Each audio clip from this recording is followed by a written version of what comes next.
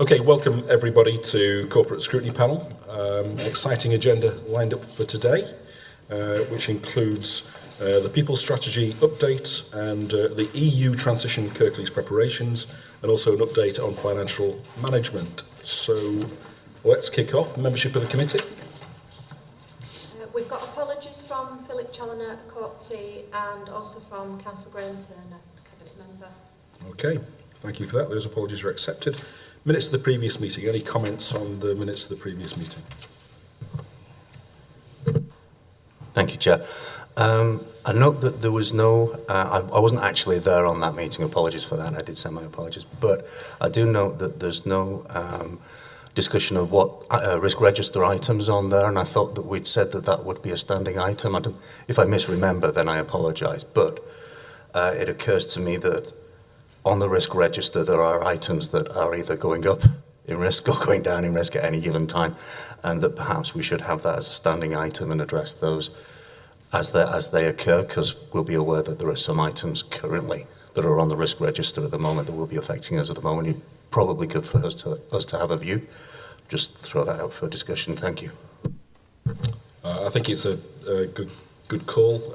Obviously, we've had the flooding more recently, and we've also got the coronavirus on the horizon. So that's an issue that obviously it is dynamic, exactly as you say. Okay, can we note that and discuss whether we can put that on a future agenda item? Thank you. Anything else on the minutes of the previous meeting? No? Okay. Any interest to declare from members? No. Admission of the public? Yep. Good. No problem there. Any deputations or petitions? I don't think there are going to be, are there? No. We're cracking through this agenda. Public question time? No. Right. Deborah, straight to People Strategy. Thank you. So I'm Deborah Lucas, I'm Head of People Services, and I'm here today to provide you with an update on the attraction strand of our people strategy. And I'd also like to take the opportunity to talk to you about our planned refresh of the people strategy that's due this year. And in that regard, I would really like to take the opportunity to hear some of your ideas and feedback as to what Scrutiny panel might want us to consider as, important workforce matters that we might want to feed into our people strategy going forward. So I've been here before to update previously on the people strategy, and as you'll be aware, the current strategy was launched in 2017 and originally had 8 separate work streams to it, covering such areas as recruitment, induction, workforce planning, apprenticeships, etc. There were a list of 8 of them. I started here in beginning of 2018, so I've been here just over 2 years now. Kind of reviewed that, because there's some overlap in those areas, and I wanted to sort of group them into themes so that we didn't have duplication. We were joining things up in our people strategy. So I kind of established it around 3 broad areas, which were attraction, development, and well-being, with our people at the centre of those areas. As I've said, I've previously been and reported to this panel on progress on the well-being and the development aspects of the people strategy and things that we've been doing around those areas. And today, the report specifically focuses on the work we've been doing around the attraction strand of the people strategy. So as a council, it's vital that we attract and retain a highly motivated, skilled and diverse workforce at all levels across the organisation. This enables us to work positively with our communities and helps us to achieve really good outcomes for those communities.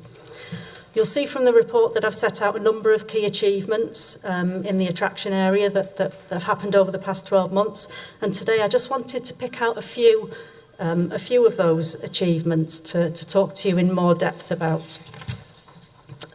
So one area that we've seen some significant improvements in is the way that we attract candidates through the development of a community outreach programme. So this is where staff from People Services have identified some of our most disadvantaged communities and actively reached out to those communities through community events in places like community centres, health centres, sports, leisure facilities, etc. And we've been around places, so we've been Ravensthorpe, Dewsbury, Scout Hill, Batley, lots of different places across Kirklees. And what we've done when we've gone out there is we've talked to those communities about the jobs that are available in the council. We've listened to what skills they have, to what they might be able to bring to the council. And we've encouraged them to apply for jobs that they may be interested in and actively help them to complete application forms. And sometimes when we've talked to them, if they've not quite been job ready, work ready, then we've signposted them to our Works Better team, and they've been able to then help them develop some skills so that when they are job ready, they come back to us and we help them to apply for jobs with us. So this programme has been extremely successful. And if I give an example of when we went out around our apprenticeship scheme, so in terms of the outcome, the programme resulted in an increase in female applicants for our apprenticeships from 30% to just over 40%. An increase in applications from over 30-year-olds from 5% to 17%. So that's really significant because I think previously people saw apprenticeships as they're just for school leavers, and actually our message is apprenticeships are for everyone. So it's really encouraged kind of the older end of the workforce to do apprenticeships. So that's been really successful. We've also seen an increase in disabled applicants from 1% to just under 5%, and in BAME applicants from 26% to 28%. And this success in this area has been recognised nationally, and we've now been shortlisted for the LGC Diversity Award. We'll find out next month if we've been successful. But this is really an area of work that we want to build on going forward in our people strategy, and I think it's an area of work where we can really work closely with elected members in terms of reaching out to communities and supporting them into employment. So that's something that I would really want to develop further. Over the past 12 months, we've also focused on how we recognise, motivate and retain our existing workforce. And one significant piece of work in this area just started with a simple idea of how do we say thank you to people? And we developed the High Five scheme, which you may be aware of. And this is a scheme where we recognise staff who maybe have gone the extra mile, they've done a great piece of work, or they've just demonstrated something like a real act of kindness, something that's really impacted on their colleagues. Anybody can give a high five, colleagues, managers, partners, the public, members, and it's been a real huge success. We weren't sure how successful it would be at the beginning, but it really has taken off. And you can submit it electronically. We have postcards down at the depot where they can pop them in a kind of a little post box. And what we did, and in terms of kind of what happens then, so people are nominated, their names are published, and then each month I do take the time, so I'll go through each of them, and I'll select 3 winners, individual winners, and also we do a team winner now as well. And somebody will go down, they'll take their photo, we'll have their story, and again that will be published, and they'll win a shopping voucher as well. So staff love it. It's been really, really successful. And in October we invited all the winners of the High Fives from the previous 12 months to an awards ceremony at the stadium, where they all had afternoon tea. They got an opportunity to meet each other and to meet the leader, chief execs and senior people in the organisation. And then we had kind of winners of winners. So of all the winners, we selected winners and they had their names engraved. And it was lovely. It was a really, really lovely, it was a really inclusive ceremony as well. And the feedback we've had has been phenomenal from staff about how they just felt really recognised in a really simple way.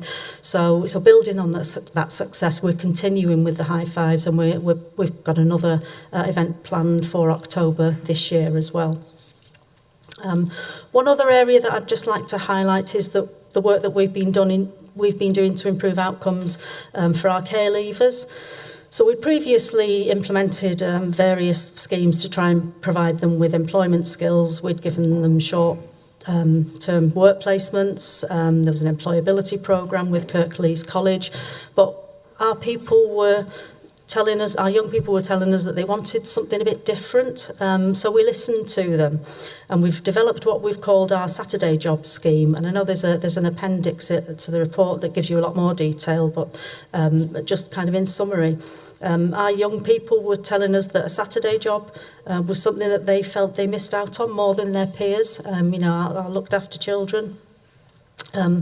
So the opportunity to undertake regular paid employment and gain skills in the workplace was really something that they wanted us to look at.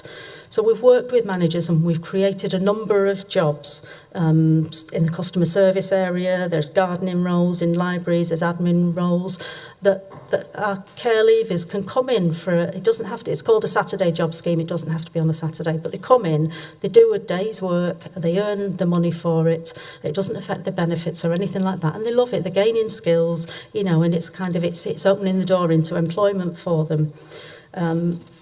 We've currently, I've got an update since I wrote the report, so we've actually now this week we've got 7 young people who are in those jobs, so it's increasing, you know, week on week we're kind of increasing the young people that are joining us, and again we're building on it. It is a pilot, we will evaluate it and see how successful it is. Early feedback is really positive on it, but again it's something that we want to build on this going forward, and open opportunities up for our care leavers. Just kind of moving on to kind of the here and now. So a significant piece of work that's currently underway is the modernisation of how we recruit people into our organisation. And we've recently purchased a new digital recruitment platform. And this is going to transform the candidate journey, shifting the focus onto a much more mobile social media approach to attracting candidates and enabling them to apply in a simpler and quicker way. It will also significantly improve the recruiting manager experience. Managers going forward will be able to, they'll have an app on their phone that they can track applications, they can shortlist, they can just manage stuff on the go. Much more interactive way of managing recruitment from the previous kind of system that's much more complex, much more kind of labour intensive. So this will release capacity for our managers and really kind of reach out to applicants. And that new platform is due to be rolled out in the next couple of weeks. So that's really excited about that.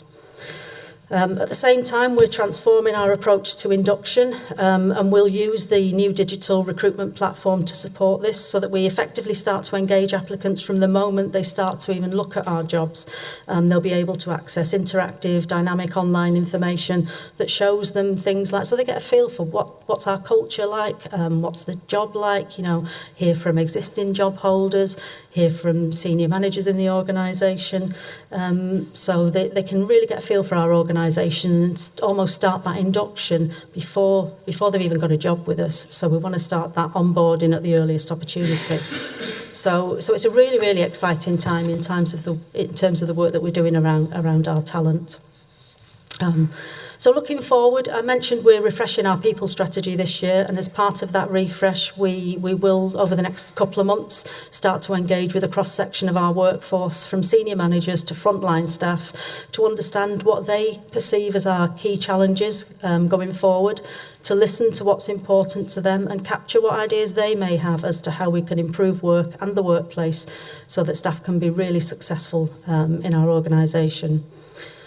What I'd say is, in this kind of respect, we already know from national research and intelligence that a key challenge for all employers is how do we all plan for the workforce of the future, given kind of the wider context of what's going on in the world. So one of the big things that's hitting everybody, it's not just us, is the impact of automation and how that's going to affect our jobs of the future. So we know that many of our operational jobs are going to disappear over the coming years.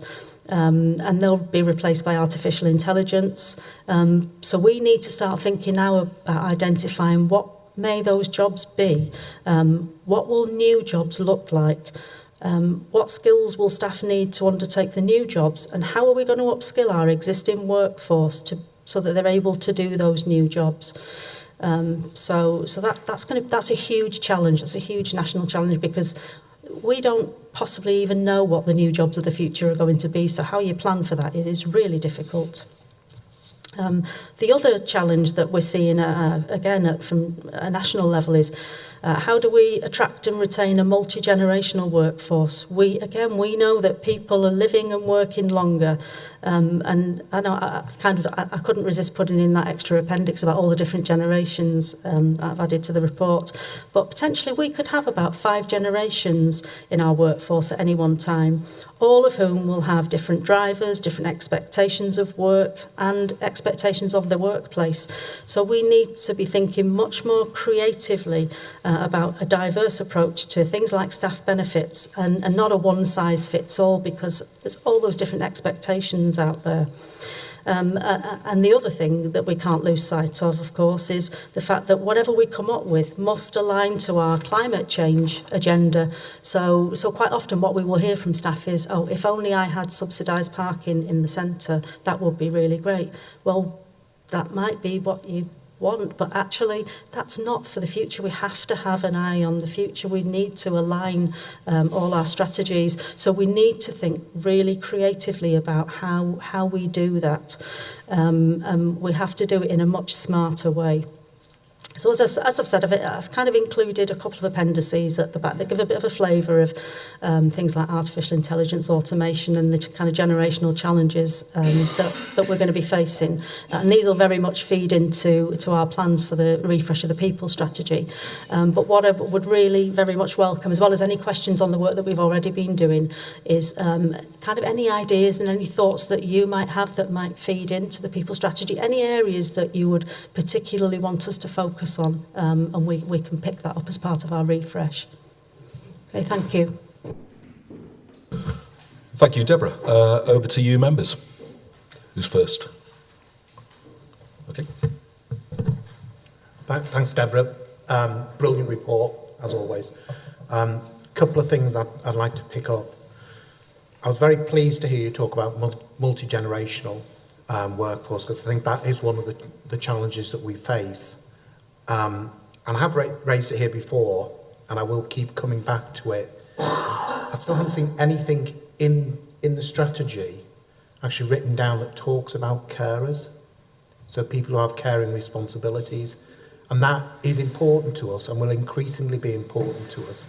And I take everything you're saying, but I'd like to see it in writing, that we are conscious that more and more people are supporting people, and that, I mean, there's a lot of talk about being flexible, but I'd like to see some real life examples of how we're going to put that into practice, because we do need to be flexible about the hours that people work to enable them to provide that support, be it for children or for parents or whoever that may be. It may even be partners. So I'm still looking to see that in the report and actually documented, so we're really clear.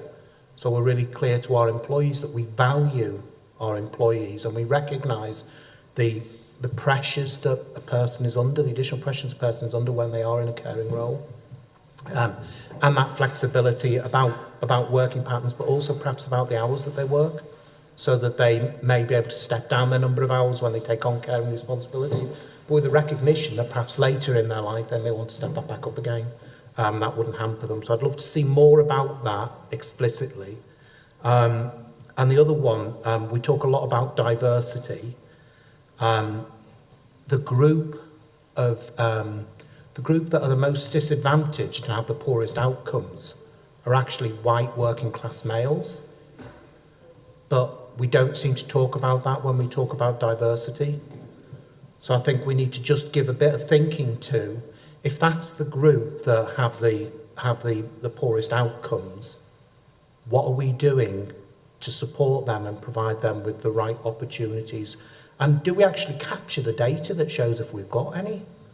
Or, in terms of recruitment, are we recruiting that into that community? Because I think if I'm being honest, what we're probably thinking about when we talk about diverse, we will talk about people who are disabled, but then we'll talk more about BME. And we're not actually thinking, and this is partly why they are probably the group with the worst outcomes nationally, because they're not considered as a specific group, and therefore we don't focus on them. So I'd like to see something more about that. But actually, I'm hugely supportive of the work you're doing, and And when you talked about the high-fiving and the celebration event, that's absolutely the right thing we should be doing. One other comment on culture. One of the things that frustrates me is we still have within the council this kind of barrier that this is my area of responsibility and therefore this is what I do, and we're not yet thinking broader than that. And the examples I give, and they're probably mainly within those areas that are most visible to the public in terms of, you know, street scene, highways, things like that. You will find that they've gone out and they've been tasked with a job to maybe go and fill a pothole. They'll have filled that pothole. They won't have looked around them to see if there's anything else they should do whilst they're there. They'll just do their job and then they'll move on. Or they'll go and they're asked to cut the grass. There's a pile of litter on the grass, but they cut the grass and the litter suddenly, rather than being 10 pieces of litter, it's 100 pieces of litter because they haven't litter picked first. So can we start to think about how we encourage through our culture to recognise and reward colleagues who do that bit further, think a bit broader, and look at the situation they're in, and, you know, do things that's slightly outside of their initial responsibility. So pick up that bit of litter if they're out there. If they've gone out to repair a road or something like that and there's some litter on it, why not pick it up? Let's try and get them to start to show that pride in our district and demonstrate that by their behaviours, because that's not happening at the moment. Okay? Thank you. Okay, Will, then John. Thanks, Chair, and thank you very much for what was a comprehensive and really, really positive report. I really appreciate it. Firstly, as sort of a comment, I'd like to welcome the new recruitment platform that's going to be launched in March. As someone who's been engaging with such platforms since the 12th of December, I've found that the public institutions are particularly archaic and difficult. I'd applied with one council that was just a soul-sucking experience of web pages that wouldn't load. So I think it's really positive, and I look forward to seeing how that looks when it's launched. A question on the Works Better project. So what does that sort of entail? Is it following up with, you know, face-to-face appointments and helping people develop those skills one-to-one? Is it digital? What is the support that's provided?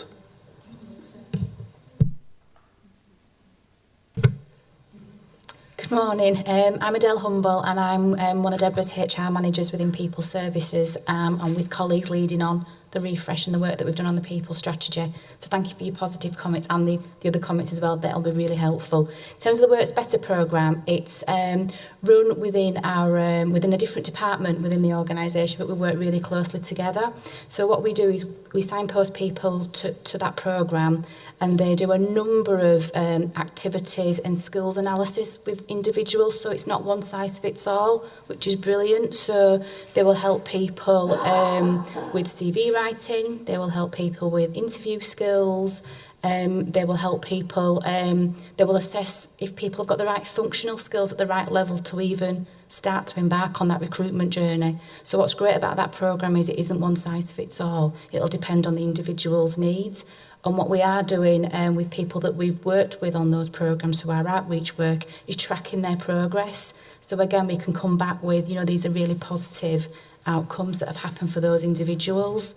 We also signpost them to so functional skills programmes, as I've said. So a number of people that we've talked to don't have the required numerical and verbal and mathematical skills to even start to get on that employment ladder. So there's a whole heap of help and assistance that they can do in that programme. But I think the key thing and the message I want to get across is it isn't one size fits all. There's a variety of modules that they can dip in and out of. That's really good. I think a point that John sort of touched on is that, like, the data that you told Deborah about the increased applications from particular groups was really, really positive. Something that we could do better that we don't often do is capturing those things as people's stories and experiences and talking about stories and not just stats. And I think if we were to capture people's experiences of that and include that in reports, it'd tell those stories really well and quite powerfully, I think, for future. Just one more question. The report also mentions the 2 staff credit unions that we've launched. I was just wondering how well used are those? Because I know you have to have a certain amount of deposits in for it to be as useful as possible to lend out. How well used are those credit unions, and how well aware are staff that they're there if they need them? Okay, thank you. So the credit union people were actually outside this morning because they were running a session. So and I saw there were a load of people around. So they were only launched just before Christmas, and it's actually running alongside our transition onto monthly pay. So it's supporting staff as they move from lunar pay to monthly pay. Some staff want to retain that extra 13th payment, so that's helping staff with that. There are 2 of them. There's one that's a really, because I wanted to give people choice. So one's a real kind of a digital scheme for staff who just want to do stuff online. The other one is much more face-to-face. So we've had quite a large uptake in terms of the digital one. I think it's increasing, as I say, it's increasing constantly as we're doing a load of road shows at the moment with the workforce. So I think that's probably up to, I want to say around about 50. I think it's probably it's increasing day on day, that one. The face-to-face one, that's a bit fewer because staff actually have to go in and go into the office, whereas it's easier for them to sort of do it online. So I think we've probably only got up to about 20 on that. But it's growing. It's only just been launched, but it's something that staff are really interested in. So yeah, it's a really good facility for them. John. Thank you, Chair. Yeah, the fantastic report. Really good to see that this work's being done, especially now. I think the timing is absolutely spot on, and lots of exciting stuff in there that's already being done, actually, especially about the diversity stuff. Really, really excited to see that work happening. Just a couple of comments. One is on the attraction of people, of our workforce, and so often we think about benefits and packages and deals that we offer, and I think sometimes we downplay the importance of well-being, but actually it's not always about money that keep people where they are or attract people to where they are. It's how they feel about where they are and about where they're going in their career paths. And a part of that is about dignity at work and about how we treat our staff and about the status that our staff have, both whilst they're in work and in their communities. And I think that's a culture change that we're on the journey, I think, on that. But it is that, despite everything else I normally say about the work that we do, that's not bottom up, that's top down. And that has to be our senior directors and our senior staff sort of leading in that. So that's a piece of work I think that really needs teasing out and given an equivalence to the packages and benefits that we offer and the salary rates. I think the only other comment that I've got is about induction and about onboarding and how important that is.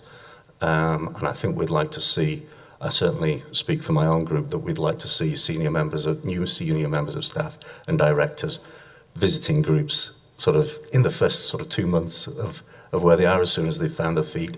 It'd be really nice to sort of just see them, let them see us, and let them understand our priorities and our sort of concerns about what's going on. I think that's what I've got on my notes. Thank you.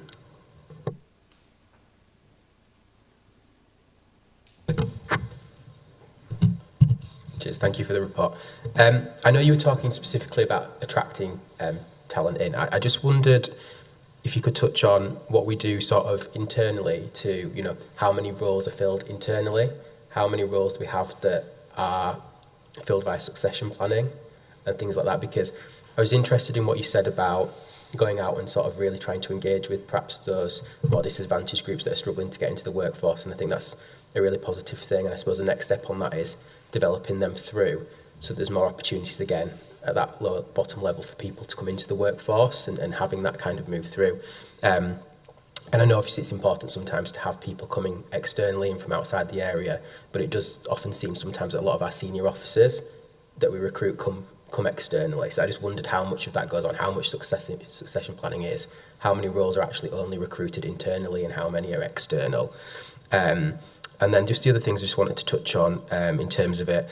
I know there's been some movement forward as well on volunteer hours and volunteering, but I also hear that that's being a little bit difficult to implement and that some people aren't taking that up. So I just wondered how that works in terms of how we ensure that the staff have the time and ability to actually do that. We can put it on paper, but how do we actually take that forward?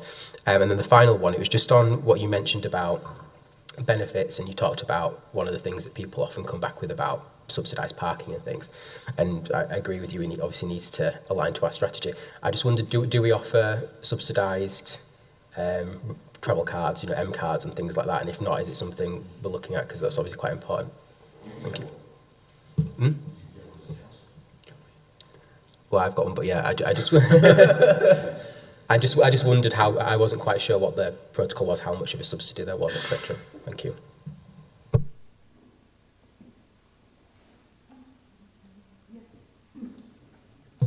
Okay. I've got a few. Oh, do you want to respond? Sorry, is that okay? Yeah. Sorry, I'm Michelle Moss. I'm a HR manager working with Deborah. To pick up your points around internal and promotion, at the moment we're working quite anecdotally.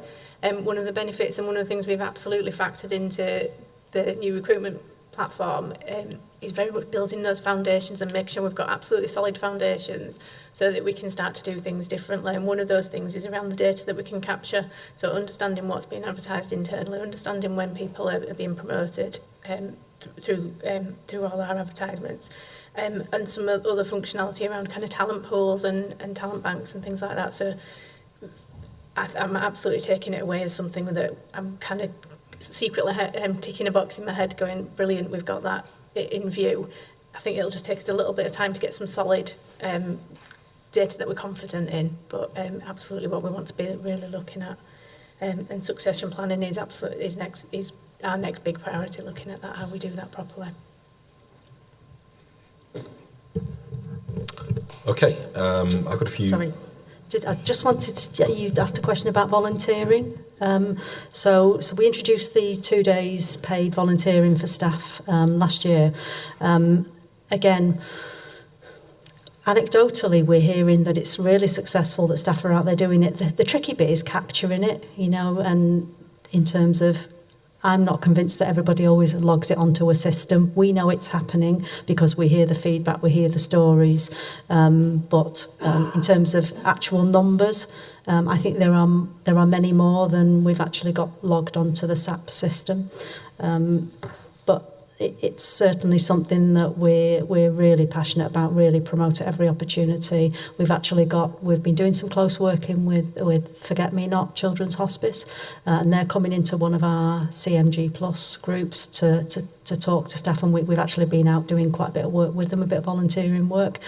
So that's certainly been successful. And the kind of things that they're sort, it's really interesting, that one, because the kind of things that they've been talking to me about is people automatically think, oh, it's to go and volunteer to be with the children or to work in a shop. Actually, where they really struggle is around the corporate support. So they've kind of got one HR person managing a large, I think it's about 600 volunteers, and they've got to work. Obviously, they've got a core workforce as well. So it's us thinking, actually, we can go out and help them with the day job, with the corporate stuff. So they've got again a really small finance team. So it's us thinking about it's not just about going out volunteering, working in a shop on a Saturday. Actually, we can go in and really add value to those organisations through some corporate volunteering as well.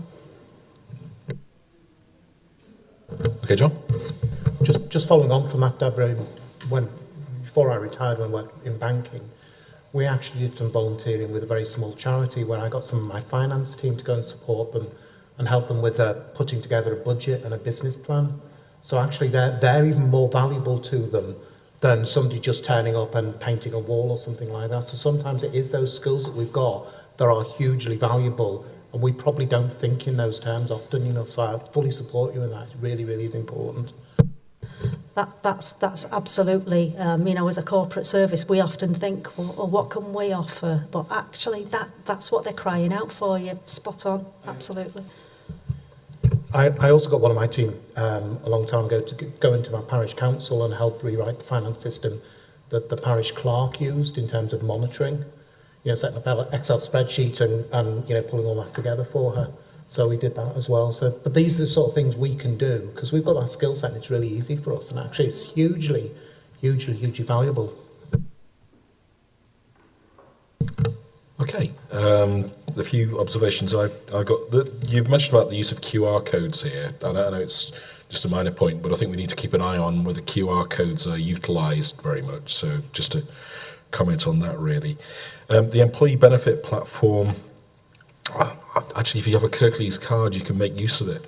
Really good members, yeah.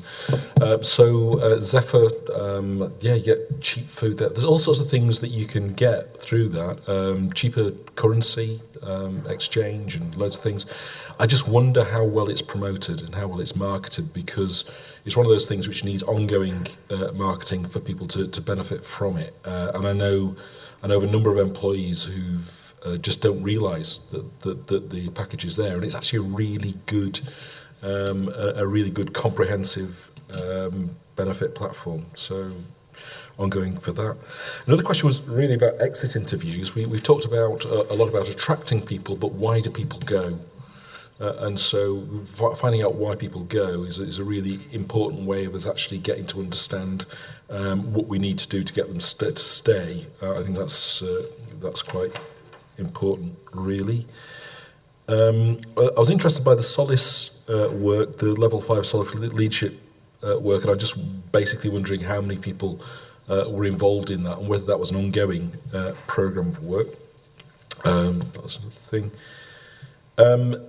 Free parking, for electric vehicles, which we have at the moment. So if you've got an electric vehicle, you're able to park for free anyway, and you have been able to do for a number of years.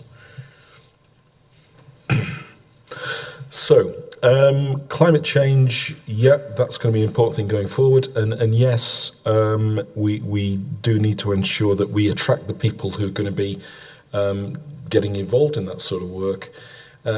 But I think we've also got to ensure that it's not just the benefits package for those people, but also the policy background as well, which means that people will see us as an innovative going forward authority. So that's really a thing for members really to have a think about. And those are my comments. Just to come back on the Solace piece of work, so we've got a cohort of our staff. I think there's probably about half a dozen of those staff who are on the Solace programme, and as part of, they're doing a collaborative project. As part of that, they're doing the project on why are staff leaving Kirklees? So, and it's wider than the core council. They're into schools as well, because we are seeing quite a shift in turnover in schools, particularly around our teaching workforce. We're losing quite a lot of teachers, head teachers. Again, it's not a local issue; it's a national issue. People leaving teaching, so they're going out into reaching out to our schools as well, and they're actually they're physically carrying out the exit interviews themselves, rather than just kind of doing an analysis, because quite often people, they may not fill a piece of paper in, but they're actually arranging to see people who are leaving and doing a full interview with them and really kind of probing and understanding why people are leaving. So we're due that report. I think it's due back finishing it over the summer, I think. So I think we'll get the final report in September. But they're doing it as part of the Solace work, but also it'll be really, really helpful for us to inform, actually get down into the detail about why are people leaving us and what can we do to kind of change that. I think that'd be, I don't know about other members, but I think that'd be a really interesting future agenda item to obviously look at positive things, but also look at why people are leaving the organisation when they do. So if we could consider that for a future agenda item, people okay with that? Any further questions at all? Well, thank you for a great report. Really good to see that, and well received. Okay, any further business on that? No. Okay, next onto the EU transition Kirklees preparations. Good morning. My name's Kate McNicholas. I'm Head of Policy, Partnerships and Corporate Planning here. You'll have had at previous meetings. David Bundy from my team, and I know obviously you'll be aware, Naz Parker, head provider service director leader on this agenda, but today you have me. So this is just a brief update really following the discussion that you had at your previous meeting as we continue to prepare and support both communities and business as we have now moved into the transition period. So there's two key areas in the short note that you've got to provide a bit of update on. One part is around free trade agreements and obviously our exporting capacity. And then the second part in terms of the European Union settlement scheme. In terms of the free trade agreement, our current position at a national level is that of the 37 trade agreements that the EU has in place with non-EU countries, 20 of those we've signed continuity agreements with at a UK level. That's a moving picture, obviously, as we work through this year. And again, at a national level, those 37 countries with which the EU has those trade agreements account for approximately 11% of UK export. We know that of the ones that we've signed an agreement with, some of those are the much larger export destinations, including particularly, I'd flag for you, Switzerland as a kind of big destination in terms of export. In terms of what we've been doing at a more local level, our conversation and work with the Chamber of Commerce and FSB continues. Patrick's here from Economy and Infrastructure and has been working closely with the Chamber as we look to provide more support to businesses as they ramp up their export capacity, as they think about what the opportunities are, to think about new markets, and as they also consider the more changes to the technical details in terms of what conditions they need to satisfy. Patrick, I don't know if you wanted to say any more at this point. Yes, I think it's really with our growth manager network, we're looking to keep SMEs and larger enterprises informed of the changes when they happen. Currently, as we stand today, there's nothing really much has changed with regards to anything, as Kate's alluded to there. So it's just when any developments move on trade agreements, as long as we're ready to pick that up and have those conversations, the growth managers to the SMEs. The next step in our work in this particular area will be to match some analysis of Kirklees level export destinations with the current state of play in terms of where we have moved over and got continuity agreements for those free trade agreements. We'll bring that back to you alongside two other things. One of those is the results from the latest Leeds City Region Business Survey. So that does a survey of businesses on a quarterly basis. I think that survey is live at the moment with businesses, so we'll have the analysis of that quite soon. And then the second part that I know that's been flagged to you previously is exploring in a little bit more detail implications around the transition for particular sectors. And we've talked previously about social care, for example, as a sector where not only is it critical for the well-being of our communities, but it's also a sector where we have a role to play as an organisation in terms of both direct provision but also market making.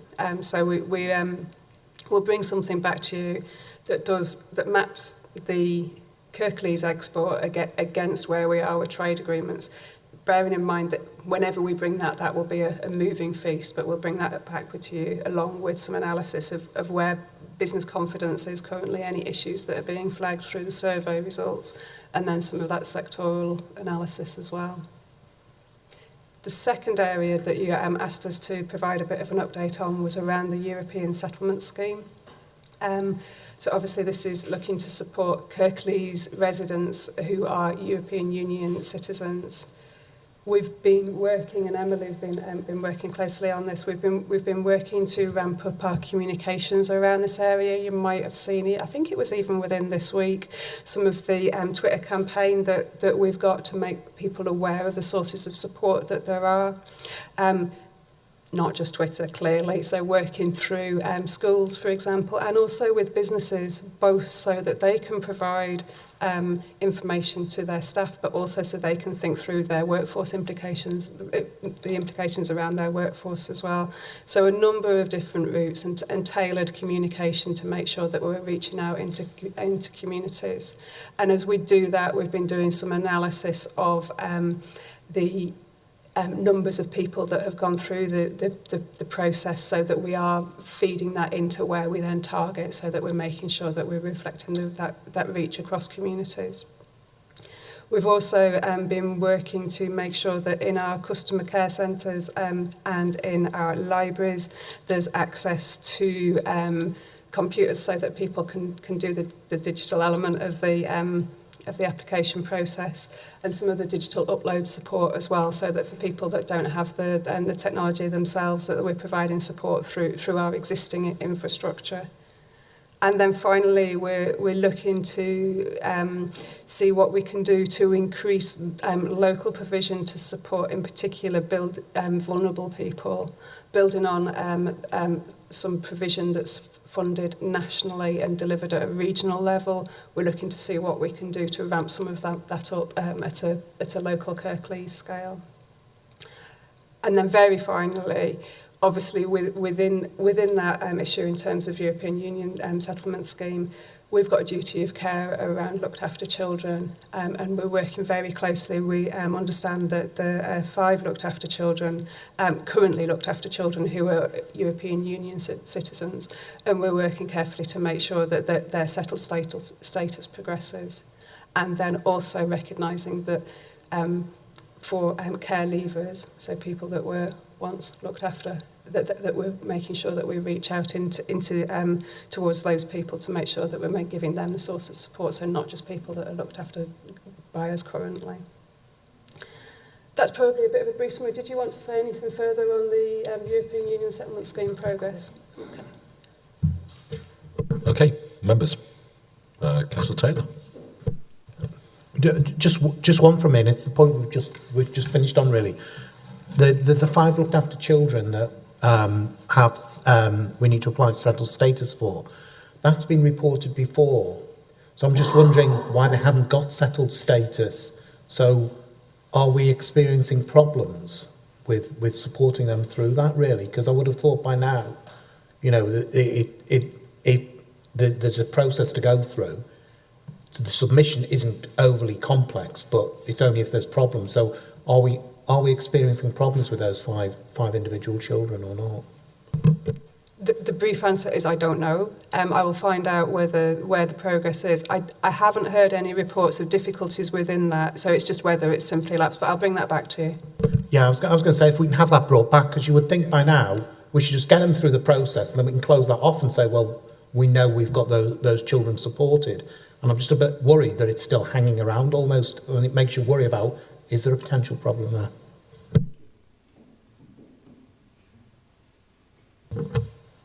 Any more on this purgatory period we've got between leaving the institutions and actual Brexit? Okay. Thank you, Jeff. No. Just a couple of things. Glad to hear that the settled status for children in care is being addressed. Agree with Councillor Taylor's comments about we'd like to know a little bit more detail and just what stage they're at and if there are any problems. I'd also ask about staffing, our own staff, and how many people are in a similar situation of seeking settled status in our own staff, and is that going to cause us any problems? So that's one thing. The thing about going back to the export aspect and some SMEs being kept in touch with what's happening with the EU and trade agreements and what have you. I'd also hope that the small SMEs that rely heavily on imported goods would be included in that conversation in an equal kind of that the emphasis just isn't on export, that we've got a whole kind of round view of that. But yeah, if you've any comments on how many staff we have who might need settled status. That'd be valuable. Thank you. I'm just going to look at Deborah at this point. So it is something that we have looked at in detail, and we've promoted. Even back before the beginning of this year, we were promoting the process around the European Union settlement scheme internally to our staff. We've made sure that picks up in terms of school staff as well, where there are no reports of concern in terms of impact on the workforce. I think the key area is around social care, where that is a broader issue than just our own workforce, obviously. But Deborah, did you have anything you wanted to add? Thanks, Kate. You're right. We've done a lot of communication with our workforce, and we've signposted them. We've given names if people want to talk to us, if they require any help. We've had nothing back from the workforce. Managers have not flagged up that there are any issues in our own workforce. Where the issues seem to be with providers, within the social care, as Kate said, where it's quite a transient workforce, and kind of the feedback that we're getting is that many of those workers don't actually want to seek settled status. They come, they'll work for 6 months, they'll perhaps go back. So I think for me that's probably where the bigger issue is, because clearly that won't be able to continue going forward. If they were working and they wanted settled status and we were supporting them, then great. But clearly, that's going to affect that workforce, that social care workforce. So for me, that's probably the bigger issue for us in terms of our Kirklees workforce. Thank you. So it's not directly on this, it's just sort of broadening it out a bit, and might be through you, Chair, in terms of what we look at for future meetings, or future committees. But I just wondered, obviously, as we go through this process, we're getting more announcements on things like the immigration proposals that have come through. I presume there's going to be more things about, for example, subsidies around agriculture, potentially around university funding and stuff like that, and all those sorts of projects.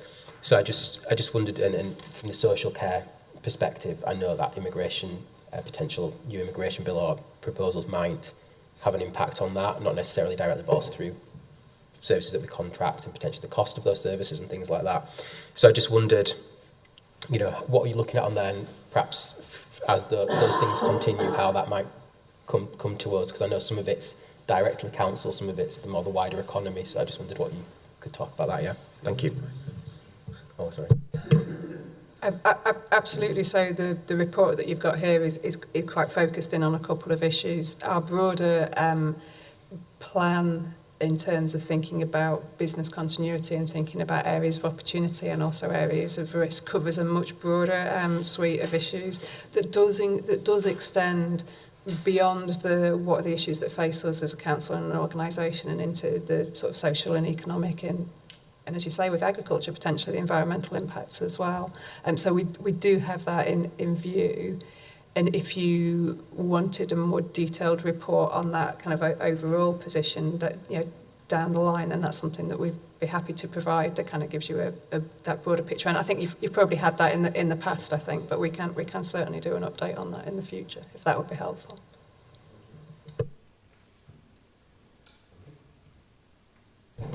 Thank you very much. Now on to Eamon for the financial outturn report.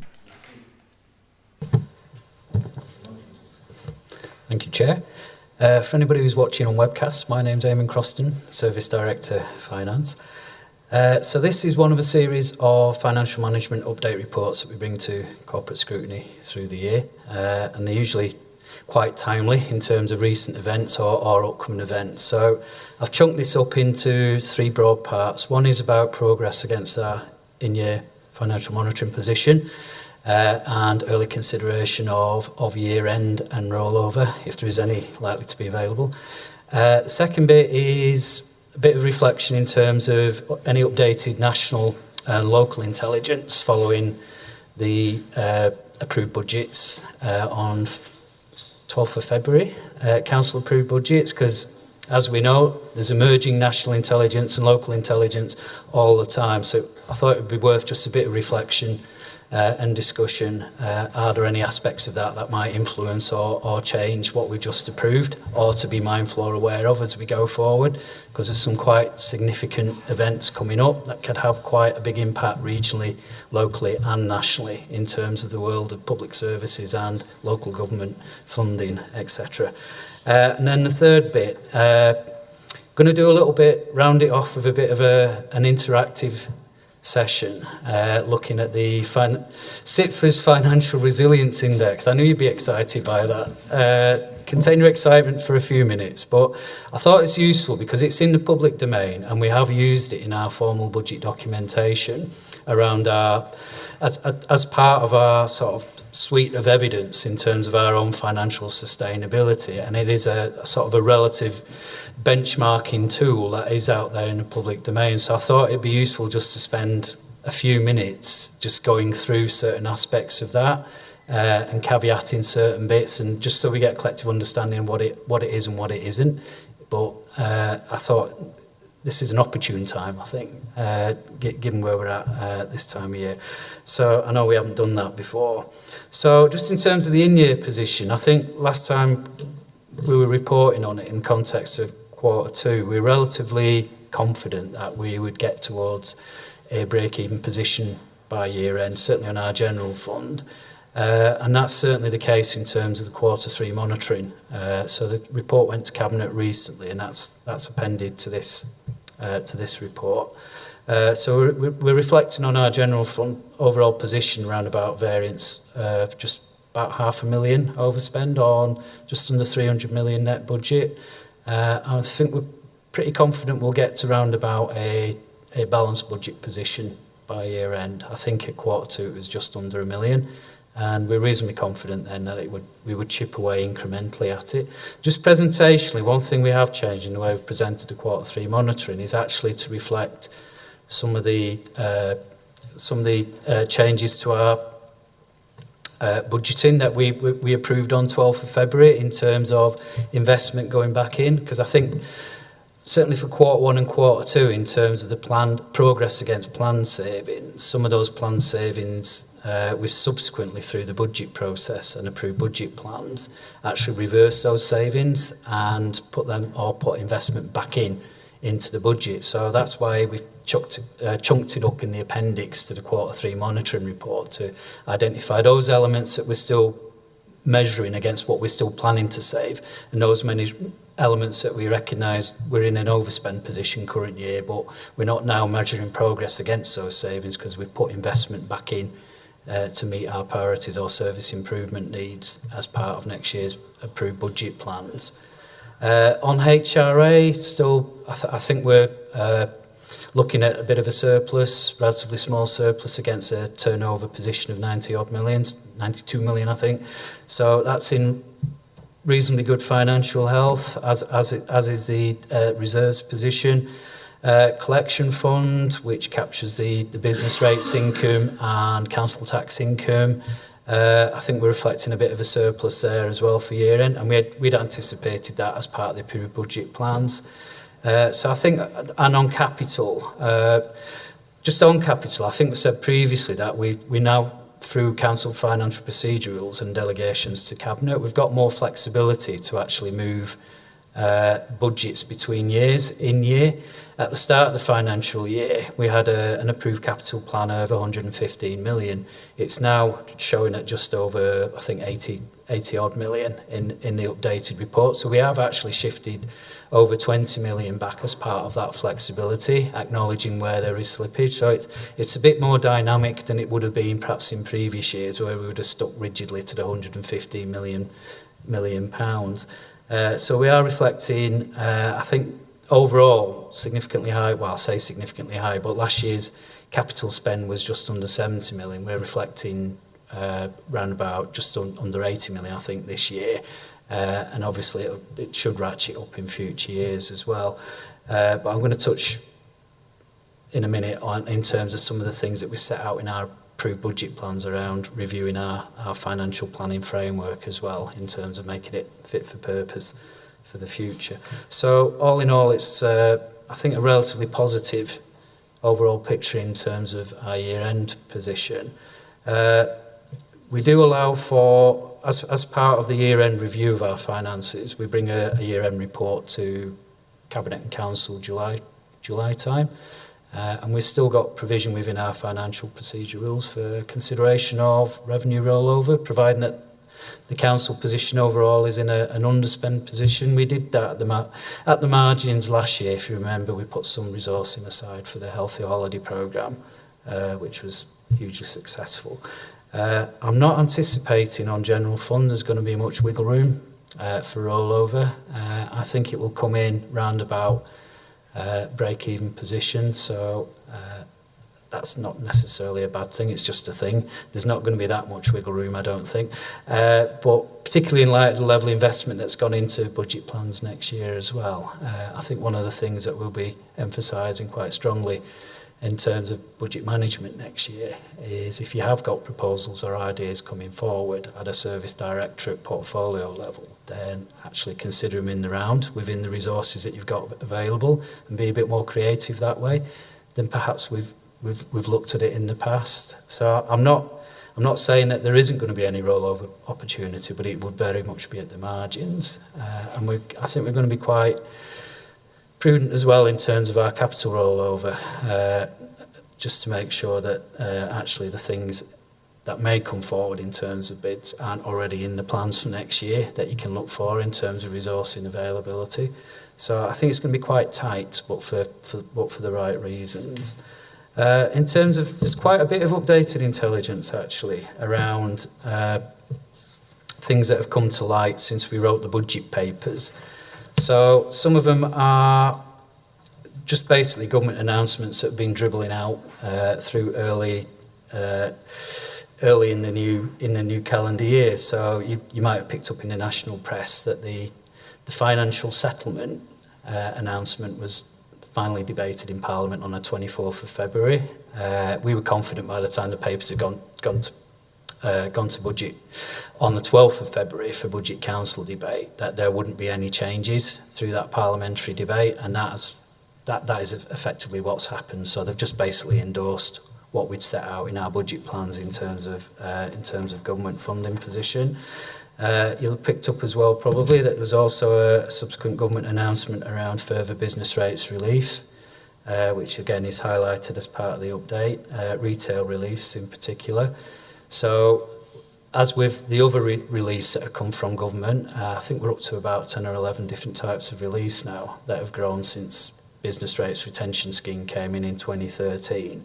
That there will be compensating government grant for these additional reliefs, so we're treating that as net neutral in terms of the bottom line. So we will be reviewing and updating our systems, Welfare and Exchequer colleagues, to ensure that those reliefs are affected for the new financial year. We did put into the annual budget report, and we've reflected quite extensively through the year as well around the pressures on special educational needs, disabilities and high needs funding pressures. And we did kind of preempt in the annual budget papers that the government consultation around revising their guidelines and the accounting treatment for rolling forward dedicated schools grants deficits, that they would actually implement what they'd set out in their consultation, and they've subsequently confirmed that they are going ahead and implementing what they set out in the consultation through the Department for Education. So, and we've reflected that again as part of Q3 monitoring. So in a nutshell, what that basically means is that we know we've got significant pressures on the high needs block element of our dedicated schools grant. The in-year pressure that we've got in terms of 2019-20 financial monitoring is around about 11 million. We also know that government have put significant resources into next year's budget around high needs of over 6 million.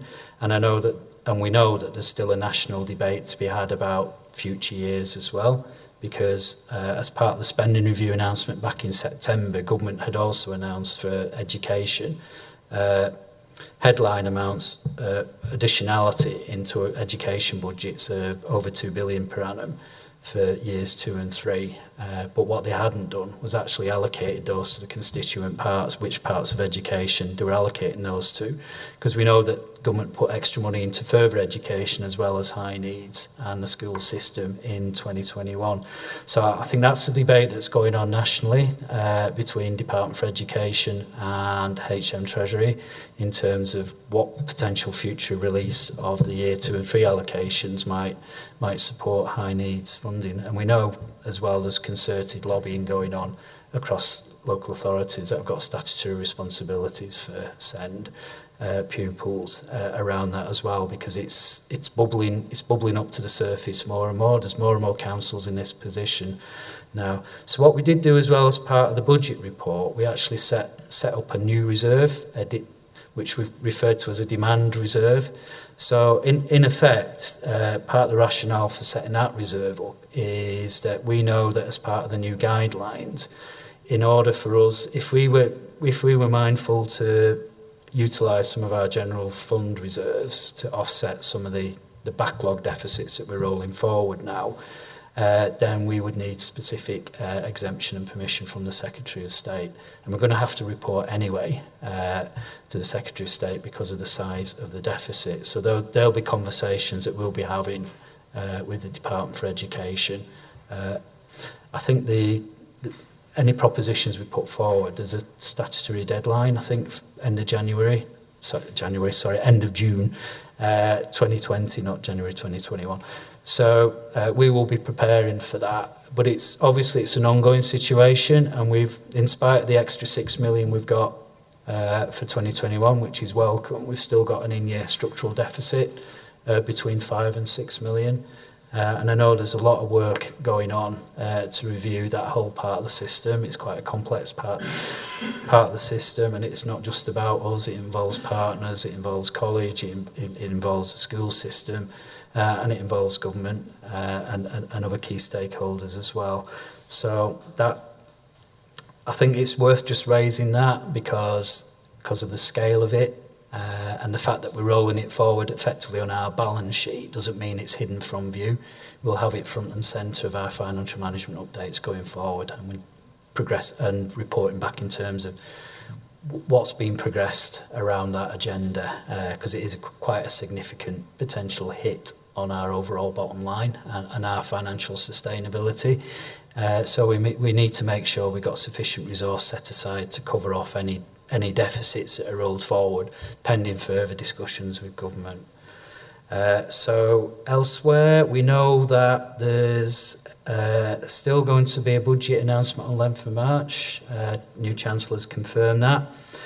And potentially that could have some quite significant resourcing implications, and also in terms of regional implications. There's quite a bit of excitement around what it might mean in terms of devolution deals, for example, and more broadly in terms of infrastructure investment, as well as the usual suspects, I would say, around sort of fiscal rules, tax implications. So it's, it works on an individual level in terms of any changes to our sort of tax regime, but also more broadly in terms of markers for future fiscal policy and what that might mean in terms of public service expenditure going forward. But again, we'll await the detail on the 11th of March, reflect on that, and then sort of bring that forward in the round for further consideration.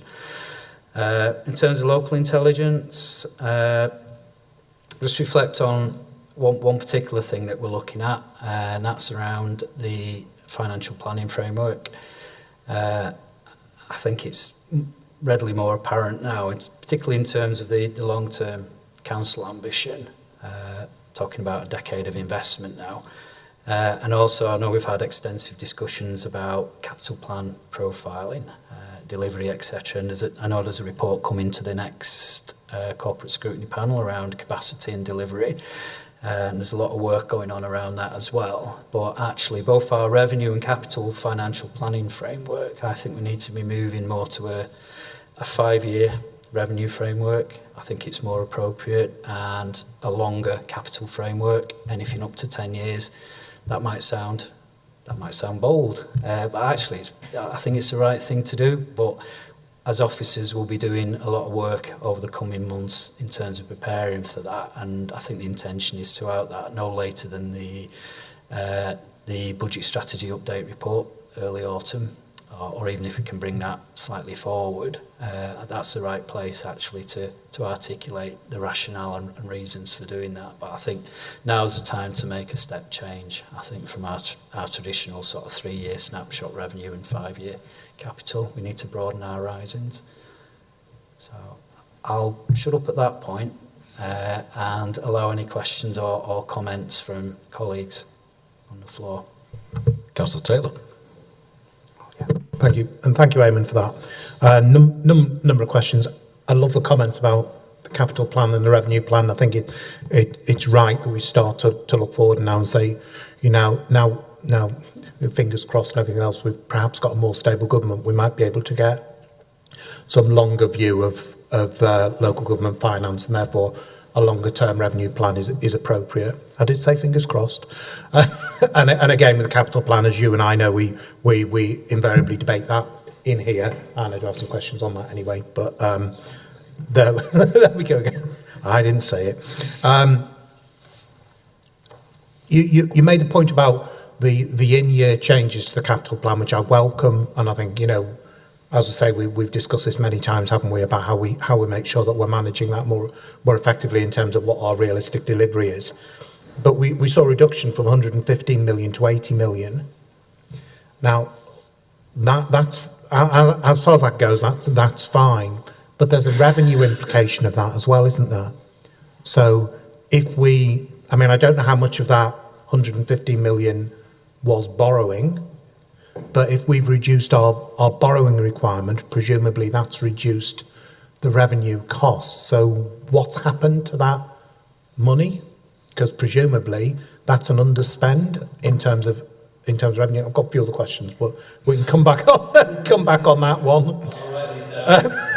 It's not loads. The other main one is about the HRA surplus. I was uncomfortable that we took the maximum increase we could in housing rents. Now, you and I, as I know, debated this, and I was told that it was a cabinet responsibility, so we couldn't influence that. That was a cabinet decision. But if we're now saying there's an HRA surplus, could that have been utilised? So in a sense, what we're saying is we've taken more off our council tenants than we perhaps needed to meet our HRA requirements. So really, we could have had a smaller rent rise and still not had a deficit in our HRA. Can you just explore that point for me or clarify that point for me? I think my other points were around the move to a 5-year and a 10-year plan, which I welcome. I also just would comment again that the team are doing a fantastic job in terms of the council tax and business rate collections. I think we should never forget that the amount we raise and the amount that isn't collected is significant. We are really, really good at that collection, and the team deserve the recognition and praise for that. So if you could pass that back to them for me. And then a final point, which isn't really covered on here, but is a finance thing, but also Deborah might like to comment as well. And I'll pronounce this wrong, because I always pronounce this wrong. This coronavirus, whatever it's called, have we started to look at the possible risk associated with that? Because if it does turn into, that there are significant numbers of residents in Kirklees impacted, have we started to think through the financial implications of that? And also from a people point of view, it will be our staff as well. So have we started to think through and put in place some risk mitigants about how we would manage that? Have we started that thinking yet? So sorry to throw that one as a bit of a curveball at you, but since both of you are sat there, it seems like the perfect opportunity, really. Thank you. Do you want me to answer or try and answer the last one first, and then I'll come back in a bit to the other ones. So yeah, you're absolutely right, and I know that there's obviously a lot of conversations going on currently. amongst officers in terms of how we're going to approach this, because it's kind of one of those scenarios that's got it's kind of got an emergency planning imperative. Really, it could escalate quite quickly. I mean, clearly nationally and internationally as well. None of us are experts on this coronavirus. COVID-19, I think is its technical term. Yeah, CVD. And I think there is a mantra as well at the moment about trying to be proportional and not to panic and do undue things. We're hearing all the time of what organisations are doing, for example, and even organisations within our sector where somebody's returned from, say, northern Italy and has either blown their nose or has no presenting symptoms, but has been asked to self-quarantine for 2 weeks. And there are some communication that's gone out just very recently, and that's been updated all the time because the advice that's coming through from Public Health England and National Health, and then you've also got Foreign and Commonwealth Office as well in terms of pronouncements. So all those things are in the mix, and even picking up on nationally and internationally, the impact on global financial markets at the moment is quite unprecedented.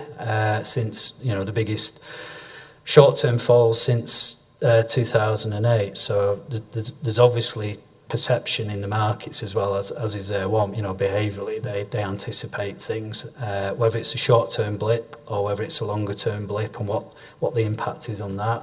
And in terms of the broader global economy as well, because it will start to filter through, particularly as, with China being a global powerhouse, they actually supply or feed quite a lot of the global economy, and if they're slowing down markedly, it has all sorts of implications, and they're kind of popping up all the time. If we do go to pandemic status, just at the point that China felt it was trying to get a grip on things, and it's suddenly flared up somewhere else. But at a local level, I think it may or may not, depending how it goes, it's going to have an impact on staff. It's going to have an impact on how we interact in terms of what we provide need to continue to provide, particularly for our most vulnerable residents.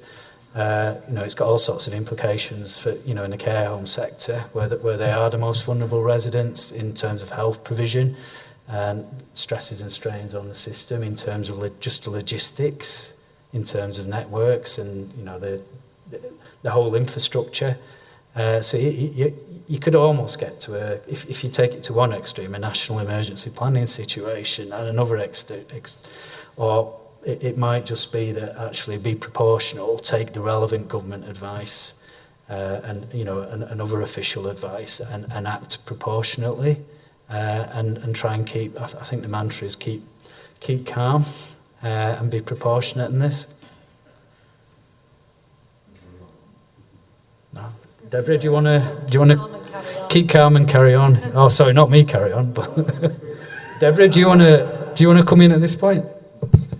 Okay, so I think I would just reiterate what Eamon said. So we are being kind of proportionate around this. There's guidance out to the workforce, to managers about how to handle situations. There's daily guidance going to schools, and I think it is the message is keep calm and carry on. But clearly in the background it is being led by sort of emergency planning colleagues.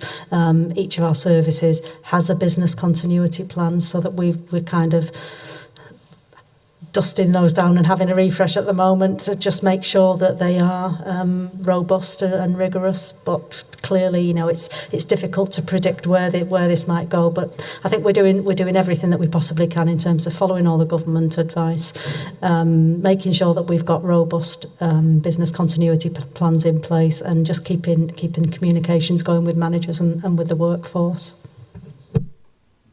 Just come back on that one. I think that's exactly what I wanted to hear. It's not what have we changed today. It's have we got people doing the thinking that we've got those emergency plans and those emerging plans in place, so that if things do emerge, we're at least, we're never going to be completely ready, but we've done some thinking about how we might need to react, and what resources we might need to do that. And frame, and again, I think for me it is in terms of the financial impact. It's at two levels, isn't it? There is that bit about the impact on the stock markets and whether that has any influence on our investment policies, you know, longer term, or in terms of the returns that we may be anticipating or getting that we've got budgeted in. But then again, the bit you picked up quite rightly, that, you know, that we are in an interconnected global economy, and, you know, if the factories close in China for too long, then we start having shortages in the UK for some things we need to import. What impact does that have, and is there ways in which we will be able to help support workforces if they start to struggle as well? So it's just thinking some of those things through, really. But thank you for that.